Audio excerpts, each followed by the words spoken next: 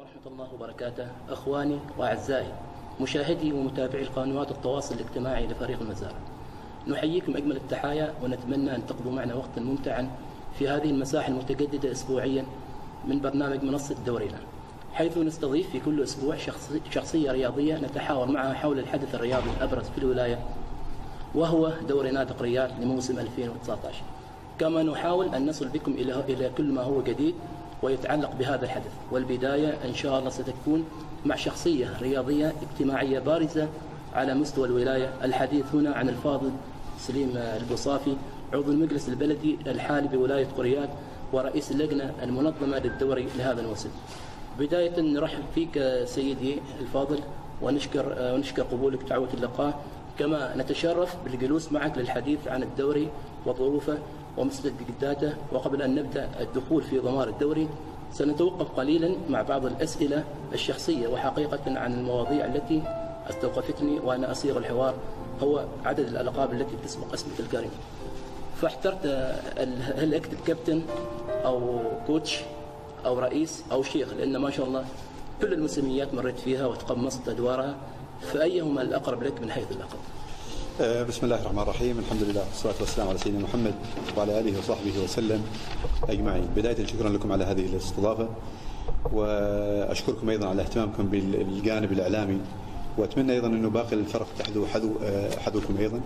وفعلا هو تميز، وأنا اللي أعرفه أيضا دائما المزارع دائما يتميز بالجانب الإعلامي، ومن الفرق أيضا المنافسة على خاصة دائما في التغطيات الإعلامية المزارع يأتي في المرتبة المتميزة.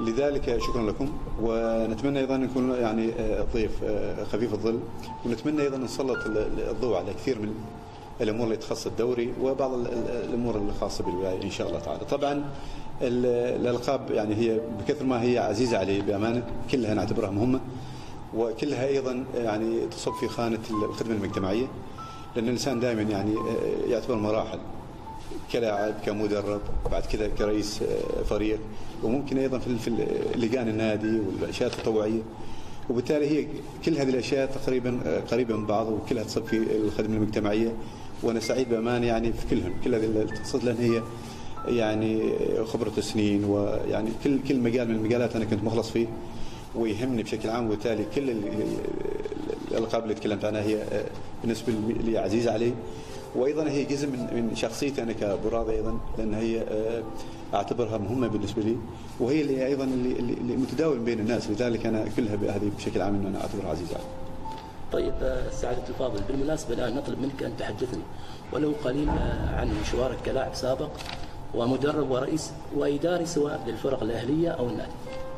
نعم، يعني مثل ما قلت انه الانسان دائما يمر بمراحل عده، بدايه يبدا كلاعب، يعني كلاعب في المراحل السنيه، وبعد كذا يتوجه للفرق الرياضيه، وبعدها للنادي. فانا كنت كذاك، يعني بدايتي كانت في المراحل السنيه في النادي كان ذاك الوقت، وكان ايضا وبعدها لمرحله الفريق الاول، وبالتالي كلها كان فتره ذهبيه اعتبرها بالنسبه لي، لانها ايضا يعني اعتبرها نقله نوعيه في حياتي بشكل عام، خاصة زمان لما كانوا يختاروك للاعب في النادي، كان الموضوع ما سهل جدا يعني، لأن ما يختاروا من الفريق إلا يعني اللاعبين متميزين ولاعبين الصفو، وبالتالي أنت لما تروح للنادي يعني يعتبروك أيضا هذا يعني شخص مميز، خاصة في ذاك الوقت كان منافسين جيدين في على مستوى النادي، يعني جميع الفرق عندها لاعبين متميزين على مستوى عالي، كل فريق عنده 2 أو 3، وبالتالي كل واحد يروح للنادي يعتبر كأنه يعني إشعال الفريق نفسه، يمثل الفريق بنفسه، وبالتالي أنت أحيانا تكون فخور في نفسك وسعيد لزملائك ايضا ان انت تروح النادي والكل يشيد فيه، وبالتالي الوصول للنادي زمان كان ما سهل ابدا، الوصول للنادي يعتبر نقله شخصيه نوعا ما للشخص نفسه، وبالتالي هي مراحل جميله كانت في حياتنا، والحمد لله ان كنا مخلصين فيها وكنا سعيدين فيها واستمتعنا كثير. شكرا. طيب الان ندخل في الموضوع الاساسي وهو دوري نادق رياض لموسم 2019. طبعا نحن سعداء جدا بتواجدك في هذا المنصب، وفخورين ايضا بهكذا شخصيه تشارك الشباب مناشطهم وتعمل على تطوير هواياتهم الرياضيه وشغل اوقات فراغهم بما هو نافع من خلال هذا الدوري، والذي نامل ان يرقى هذا الموسم الى مستوى افضل، كونه يعتبر الواجهه الرياضيه الاشهر في الولايه، ويعد من ابرز الدوريات على مستوى السلطنه من حيث الجماهير والاداء الفني والتنظيمي. هل ترددت في قبول هذه المهمة؟ هو ما تردد، لكن دائما يعتبر أيضا كل مرحلة أنت تعتبرها تحدي، وبالتالي هو تحدي، ولا بد أيضا أنت يعني تشوف تقيس هذا التحدي والمراحل اللي أنت أيضا راح تقدم عليها، لأنه تعرف أيضا لما تكون وصلت لمرحلة جيدة ما تريد أيضا تفقد أشخاص عزيزين عليك. وبالتالي تعرف لما تدير مسابقة، لجنة مسابقة فيها كثير من، يعني تخيل 28 فريق فيها كثير من اللجان، وبالتالي يعني تحس إنه لا طبيعي ما راح توصل للنجاح، طبيعي راح تصادفك بعض السلبيات، لكن هنا تبقى الحكمة أنت كيف تختار المجموعة المثالية اللي عندك. وأيضا كيف المثالي لما تكون أنت أيضا علاقتك مع النادي، أنت كلجنة علاقتك مع النادي وأيضا مع الفريق الرياضي، وبالتالي هذا مثلث جدا ممتاز. إذا في توافق وتجانس يعني وتوافق بين المثلث هذا، لو طلع المثلث أنا أتصور إنه النجاح أيضا ممكن تجده. لذلك يعني هو ما تردد، لكن بس إحنا أنت كيف تحسب للخطوة القادمة.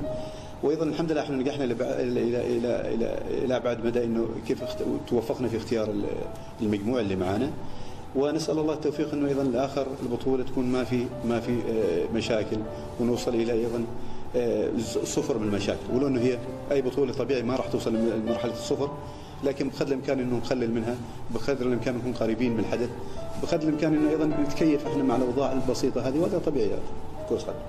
طيب ما هي التحديات التي واجهتك خلال التحضير للتنظيم هذا الحدث؟ هو ما في تحديات، لكن التحدي الأكبر كان هو علاقتنا احنا كمثلث، احنا كلجنة مسابقات مع إدارة النادي والفرق الرياضي. طبعا كبداية احنا حتى لما اجتمعنا مع إدارة النادي لابد أيضا أن توضع الخطط اللي تحتاجها، لأنه أيضا ما تصير بينكم المشادات. لكن الحمد لله في توافق كبير بيننا وبين إدارة النادي من خلال أول اجتماع بيننا. قد يكون نوعا ما التحدي الصعب اللي هو أنت كيف تختار المجموعة اللي معك.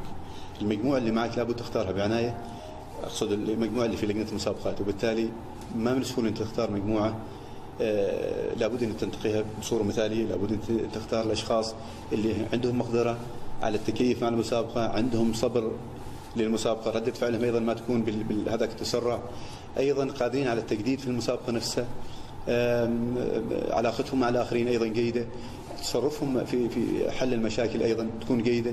وبالتالي احنا لما اخترت أو لما تواصلنا مع المجموعة اللي احنا الآن موجودين الأخوان في لجنة المسابقات، أعتقد وصلنا إلى مرحلة إنه أيضا معنا القانوني في المسابقة، شخص قانوني معنا، أيضا من ضمن الأعضاء اللي هو بعض الأشخاص ذو الصفة الاعتبارية، معنا أيضا خبرات ممتازة من الرياضيين القديمين، معنا أيضا بعض الأشخاص اللي كانوا موجودين في الدورات السابقة في بعض اللجان. وبالتالي هذه المجموعة وهذه المنظومة أنا أعتقد أنها متكيفة مع بعض، وهي خلاصة لمجموعة احنا كان تفكيرنا أنه إذا ممكن تنجح العمل. وبالتالي لحد الآن في توجه جدا ممتاز، في علاقة جدا حميمية بين هذه المجموعة 9 و7، وبالتالي العمل جدا ماشي بكل أريحية. بأمانة أنا حتى أنا كرئيس لجنة يعني يمكن أقل واحد أنا أشتغل فيهم، هم لا كمنظومة جدا رائعين ويعملوا بأريحية، ونتمنى إنه نواصل هذا النظام.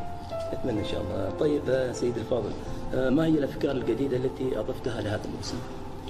والله الأفكار كثيرة وما راح نتوقف عند أفكار معينة، ما زلنا يعني بداية الأفكار هي يعني تنوع في القرعة حتى نفسها، فصارت في عدالة في نظام القرعة، صار في تجديد حتى في القرعة شكلها بشكل عام، أيضا في أريحية وفي توازن في اختيار التصنيف بين الفرق. كثير من الأشياء اللي استجدت هذه المرة اللي هي بعض الورش اللي عملناها للحكام، وحتى حاضر فيها خبير من اليمن الشقيق، الأخ العزيز هو مظفر تقريبا، وايضا الخبير عبد الله الهلالي، هذه كانت فرشه التحكيم. اضفنا ايضا التعليق، رجعنا التعليق مره، ايضا رجعنا التعليق لانه توقف السنه الماضيه واللي قبلها تقريبا، رجعنا التعليق مره ثانيه. التعليق الحين عامل اثاره وعامل ايضا نوع من الحماسه والجديه في الملعب، وبالتالي كثير من المباريات نحس فيها يعني اثاره عاليه من خلال ايضا التعليق. والتعليق ايضا المحسوب، التعليق ايضا اللي احنا مخططين له وش اللي باغينه من التعليق نفسه، لا ياثر على احد ولا يعني يخدع في احد ولا ايضا تسبب مشاكل داخل الملعب، لان انت تعرف التعليق مباشر بين الملعب والمعلق، وبالتالي قد يكون كلمه واحده من المعلق ممكن تسيء للحكام، ممكن تسيء للاعبين، وبالتالي كان في توجه شديد من خلال الورشه مع عملها ايضا للمعلقين. وكانوا ايضا مجموعه كبيره، ونتمنى ايضا الاعداد تزيد في الفتره القادمه. في تكيف وفي الكل مستمتع، والمعلقين نفسهم ايضا في اريحيه بينهم، وفي ايضا حتى احنا من ضمن الاشياء اللي نقولهم انه تجيبوا معلومات كثيره عن التعليق، وايضا جددوا في معلوماتكم، وايضا جيبوا الظواهر السلبيه او عكس ايضا، وخلي المجتمع ايضا يشارك في بعض الاشياء، وبالتالي المعلق يعني يعتبر صوره جيده للمباراه والحدث نفسه، وبالتالي من ضمن المستجدات. ايضا من ضمن الاشياء اللي احنا ضفناها اللي هي منصه موجوده داخل الملعب لتكريم افضل لاعب في نهايه كل مباراه. زمان كان تجيب لاعب وتخليه في نص الملعب وتصور معه، الحين لا، في منصه ثابته خليه في طرف الملعب، وتسلم الهديه هناك مع الضيف اللي يجي في كل مباراه، طبعا يسلم هناك. وبالتالي هذه من ضمن الاشياء اللي احنا ضفناها. الشيء الاخر انه ايضا احنا استحدثنا جائزه اللي كانت تسمى الفريق المثالي، وحتى نقول هذه كلمه مستهلكه، مثالي فوق. بالتالي ضفنا فيها اشياء كثيره، هذه خاصه لكلمه المثالي، تشمل اللاعبين داخل الملعب، علاقه الاداريين بالحكام، علاقه الاداريين بالنظام العام بالاداره النادي، علاقه الجماهير بالاشخاص داخل الملعب، التنظيم داخل الملعب، تنظيف الملاعب بعد ذلك، تحس علاقه والحميميه، هذه كلها ايضا من ضمن التقييم اللي راح تصير في الجائزه الفريق المتكامل او الفريق الشامل. هذه مستحدثه ايضا من الفريق المثالي اللي كانت تسمى زمان الفريق المثالي. الشيء الاخر احنا ايضا من ضمن الاشياء اللي نفكر فيها، وقد يكون ايضا راح نجلس مع اداره النادي في الفتره القادمه، انه في الدور الثاني او في الادوار الاقصائيه القادمه من دور 18 والدور الاربعه، انه تكون في جوائز سحب داخل الملعب على تلفزيونات، على بعض الهدايا القيمه، وهذه ايضا راح نشتغل فيها في الفتره القادمه على اساس نعمل اثاره ايضا بين الشوطين ويصير في سحب، نشتغل على هذا الجانب. الشيء الاخر احنا نحتاج ايضا يعني افكار كثيره يمكن ما نريد نحرقها الان، ويمكن مع مرور البطوله احنا راح نشتغل عليها. بارك الله فيك. طيب بعد جولتين من الدوري، هل من ملاحظات لقيتموها من الفرق الاهليه او الجماهير؟ نعم، كثير من الملاحظات، وطبيعي يعني اي بطوله ما تخلى هذه الملاحظات، وطبيعي احنا قلنا ما نريد ايضا من المستحيل ان نوصل الى ما في مشاكل، ما صفر من المشاكل، لكن بعض المشاكل ايضا هي بسيطه وما تاثر على الشكل العام للبطوله نفسها. لكن نعم في جزاءات، يعني انا اذكر يعني اكثر من قرار الاسبوع الماضي كان ايقاف اداري وايقاف ايضا لاعب من ضمن القوانين اللي احنا كنا ايضا قرارات اللي صدرناها. وايضا نزلنا الاسبوع الماضي بيان تصور وانتشر ايضا بشكل عام في كثير من الملاحظات اللي نحتاجها ايضا الفرق الرياضيه تتقيد فيها، ومن ضمنها ايضا الجمهور والكل. يمكن انتم لاحظتوا في كثير من التواصل الاجتماعي اللي هو الكل يتكلم عن نظافه الملعب بشكل عام. ايضا بعض الفرق ايضا اللي عندها جماهير كبيره تحصل انه يعني يجيبوا العاب ناريه، مفرقعات داخل الملعب، العلب هذه اللي فيها الغاز، وبالتالي هذه قد تاثر في مستقبلا على الشخص نفسه، ربما تنفجر هذه علبه الغاز في الشخص. وبالتالي احنا قدر الامكان نزلنا تعميم الاسبوع الماضي انه تمنع منعا باتا هذه الاشياء انه تدخلها الملعب داخل الملعب وخارج الملعب، وبالتالي اعتقد التعميم وصل للجميع، ونتمنى ايضا نتفاعل، لانه ايضا البطوله هذه عملت للجميع للولايه بشكل عام، وبالتالي احنا مطالبين كلنا كلجنه مسابقات، اداره النادي، الفرق الرياضيه، جمهور بشكل عام، انه نتساعد كلنا انه ننجح هذه البطوله بشكل عام. ان شاء الله. طيب لو تحدثنا قليلا عن المستوى الفني والاداري للجولتين الماضيات. قد يكون ايضا من بكير احنا نحكم على الشكل الفني على للبطوله. اعتقد بعض الفرق ايضا ما زالت ما لعبت، لكن بشكل عام يعني المباريات اللي في الاسبوع الاول والاسبوع الثاني، وان شاء الله هذا الاسبوع، انا اعتقد الاسبوع الماضيات كان المستوى جدا مثالي، خاصه من بعض الفرق سواء كان في الدرجه الاولى او الدرجه الثانيه، وبعض الفرق حتى في الدرجه الثانيه بهرتنا بامانه يعني. يعني الاسبوع الماضي انا اتصور ان الشباب حتى تميز في مباراته، وما انا حتى احاول اتجنب انه ما اذكر فرق ثانيه، ما ننسى بعض الفرق، لكن كمباريات بشكل عام كمستوى فني انا اعتقد جيد جدا، ونتمنى ايضا هذا الجهد ايضا نستمر عليه، وايضا وقد يكون ايضا يعني مع سخونه المباريات، مع يعني كل فريق يلعب 3 مباريات او 4 راح يتغير المستوى العام، وراح نشوف ايضا منافسه قويه، وراح نشوف ايضا تفاعل اكثر من سواء من الجمهور او من اللاعبين نفسهم او من الفرق بشكل عام. طيب انطباعك حول الجوانب الاعلاميه وايضا الحضور الجماهيري في هذا الموسم؟ طبعا الحضور الجماهيري جدا ممتاز، خاصه من بعض الفرق ايضا عندها جماهير وقاعده عريضه. وبالتالي انت يعني تحس بسعاده احيانا لما تدخل الفريق الفلاني يلعب، لانه عنده كميه كبيره من الجماهير وعدد كبير، وبالتالي راح يملي لك المدرج. ايضا الان صار حتى الفرق ايضا درجه ثانيه عندها جماهير كثيره. بعض ايضا الجماهير الحره، بعض الجماهير اللي تجي في كل المباريات حسها متتبعه، قد يكون ما عندها انتماء بعض الفرق لكن تجي تشاهد بشكل عام. لذلك انا حتى مباريات درجه ثانيه اذكر الاسبوع الماضي المدرج ممتلئ من المصوبين، وبالتالي في اثاره وفي شغف وفي فعلا تحس ان الدوري ايضا يمتع الناس.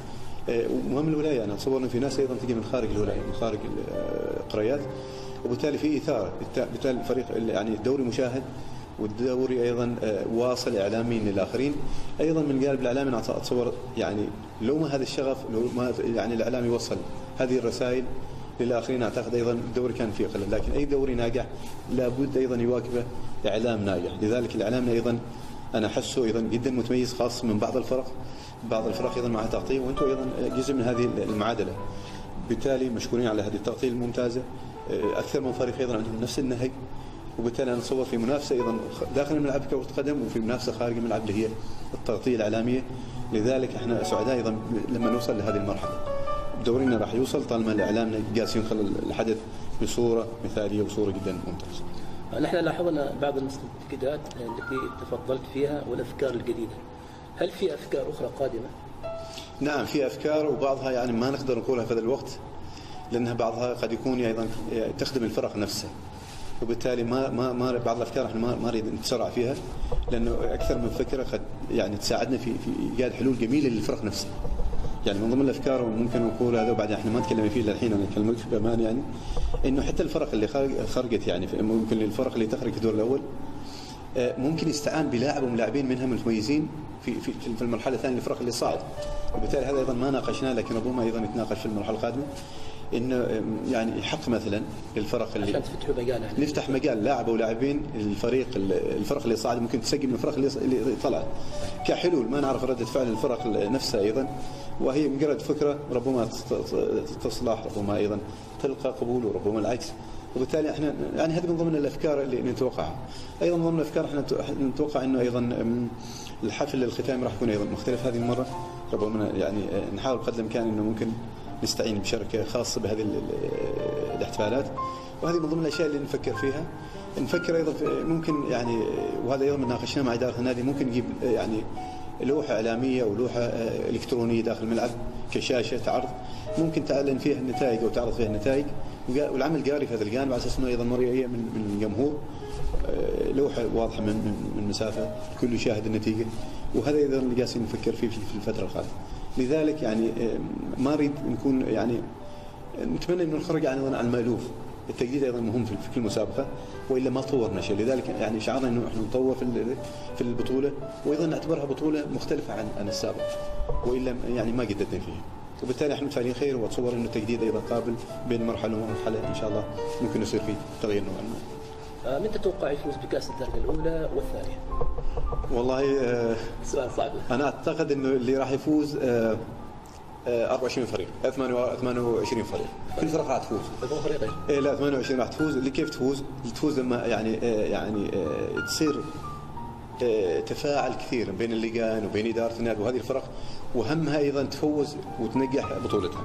هذا الفوز الحقيقي اللي احنا، لانه بعض مستوى الفرق على متقاربه جدا وما تعرف مين اللي يفوز. لكن احنا هذا اللي نريده، انه كل 28 فريق هي اللي تفوز بالبطوله، ومن خلالها ايضا تساعد معنا.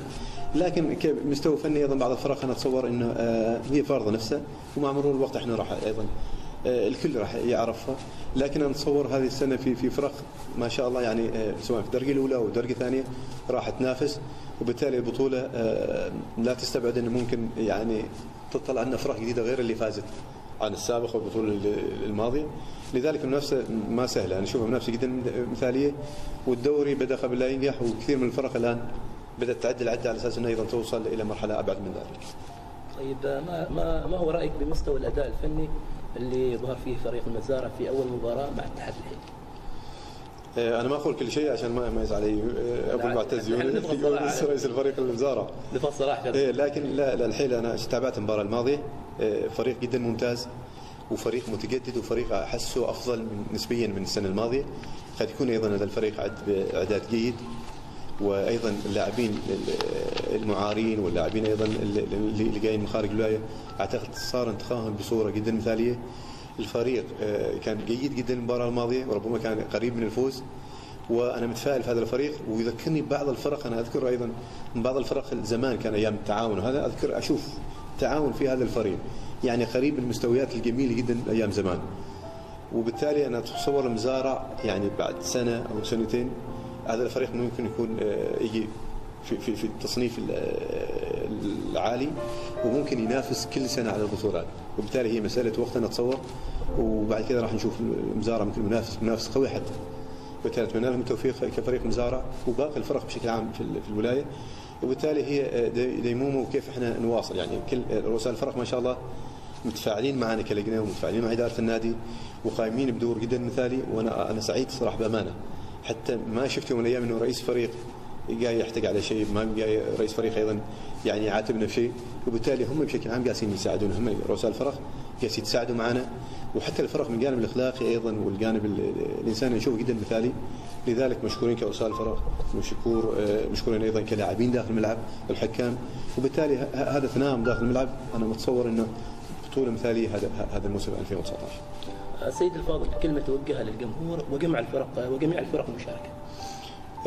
طبعا طبيعي هي في ملاحظات بسيطه، ومثل ما قلت سابقا انه كثير من الرسائل اللي صارت الاسبوع الماضي في التواصل الاجتماعي انه مهم ايضا احنا نكون حضاريين في التشجيع، حضاريين في ايضا بعد ما تخلص المباريات ايضا ما تترك شيء هنا. يعني لابد ان الثقافه تختلف معانا. يعني احنا جيل راقي يفترض فيها في الملعب، وبالتالي خلاص وصلنا لمرحله انه ايضا يا اخي انت علبه تستخدمها يا اخي ممكن تشيلها بعد شوي، لانه بعدك راح تجي انت بكره راح تجي مره ثانيه في نفس المكان. بعض الاشياء اللي ترميها ايضا مهم انت تشيلها. هذه ثقافه رائعه يفترض احنا يعني خلاص نعود نفسنا عليها، نكيف نفسنا عليها بشكل عام، نكيف اولادنا واخواننا اللي يجوا بعدين. وما دام وصلت المعلومه للفرق راح تتقيد ان شاء الله. هذا اللي نتمناه، لانه انا ما اتصور انه احنا ايضا بين فتره وفتره المسابقات تعمل بيان او تنزل بيان. ما في محتاجين بيانات بقدر ما احنا محتاجين الشخص نفسه داخل المدرجات انه هو رقيب نفسه. وبالتالي حتى يعني انا اشوف انا اقول قلل بسيطه، لكن البعض جدا مثالي. البعض انا يعني ما قد تصرفاتهم حتى لما نشوفهم داخل الملعب لما يطلعوا علاقاتهم مع الاخرين جيده، وهي ايضا تظاهرها جيده احنا ننتظرها كل موسم هذه، ويفترض ايضا استغلالنا مثل. انا اتمنى ايضا يعني بعض الفرق ممكن يعني حتى سمعناه وقلنا في الاجتماع الماضي انه ايضا انت كفريق ما يمنع ايضا ممكن يعني تعمل مبادرات من خلال لافتات انت تعملها تنزلها داخل الملعب وتصور فيها وتناقش كثير من القضايا السلبيه في المجتمع، او بعض النقاط ايضا تشيد عليها اللي هي النقاط الايجابيه، ورسائل جميله من خلال ايضا الرياضه والمباريات انت ممكن ترسلها. وبالتالي اتمنى ايضا كل الفرق ايضا تحذو هذا الجانب، انه ممكن شيء معين او لافته معينه داخل الملعب ممكن تعمل لنا اشياء جميله خارج الملعب، ممكن توصل لمنازل داخل الملعب، هي رساله ممكن نوصلها بطريقه مثاليه للاخرين.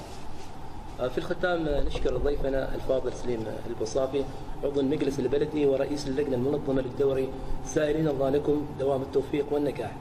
نودعكم على خير متابعينا على قنوات التواصل الاجتماعي لفريق المزارع، ونلتقي الاسبوع القادم مع شخصيه رياضيه اخرى.